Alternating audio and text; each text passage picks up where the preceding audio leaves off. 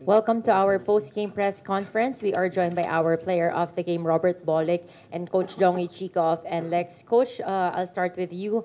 Going back to the fourth quarter, kung saan nagkaroon ng run yung Terra Firma, what can you say about how your players weathered that run and just remain composure, executed towards the down the stretch?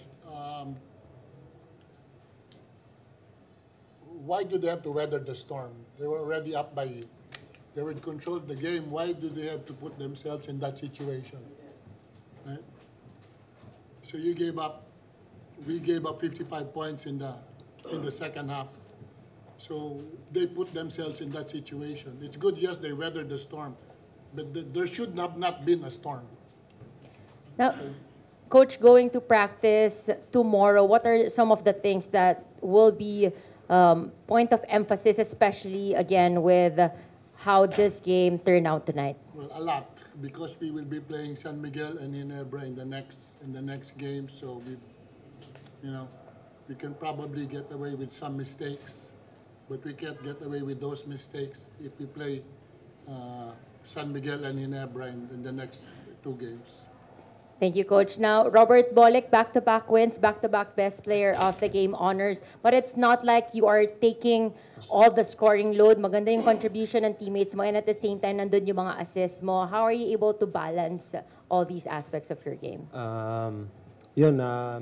Siyempre masaya. Daming contribution sa locals. Pero yung import talaga namin, nag-dominate sa ilalim. Kaya kami na libre. And masaya ako sa output ngayon kasi konti lang yung tinira ko pero efficient. Yun yung gusto kong mangyari sa laro ko in the coming conference. Yung di masyado madami pero efficient lang. Pick your good spots lang. So.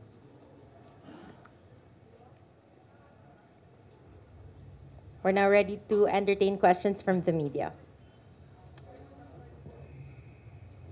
Coach, what can you say about yung, na-mention mo na si Watkins, your import. How do you like him? Kasi you had an import change and then you had to find an import. Ano masasabi mo sa pinakita niya? He gives us what we need. He gives us what we need. He's got 30 rebounds. I don't know how many points. Ilang puntos ba siya? 26, 30 rebounds. So, yun yung kailangan namin. So, yeah, he just, yeah, basta yun ang type ng import na kailangan namin. So, yeah, yan yung unang import, hindi nga dumating. So, siya yung naging available. So, he's doing naman his job. Pero before Ed Davis, nasa radar niyo na ba siya? I just remember, we had a lot of names eh.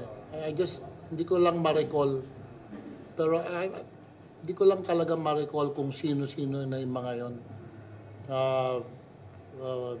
So, wala na senior moments na ako, hindi ko na alam eh. Coach, thoughts nyo lang on Kevin Alas, first game back? He performed naman very well today, no? Gusto lang namin siya i-break in. And I think despite the long absence, maganda naman yung pinakita niya ngayon.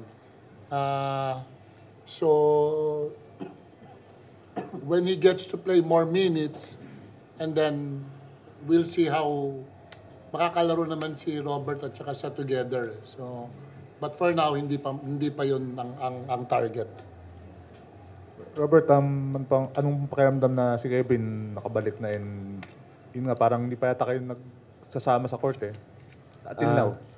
Siyempre, yun nga. Galing din ako doon eh. So, alam ko yung naramdaman niya na tama yung ginagawa ni Coach. Yung break-in lang muna, tingnan lang muna kung yung feel niya sa laro. Kasi iba yung practice, iba yung game. So, matagal na namin siya inintay and masaya kami sa team na bumalik na siya sa mga veterano namin sa team. So, malaki yung expectation namin sa kanya. So, di bale, si Coach na bahala dyan pag sama na.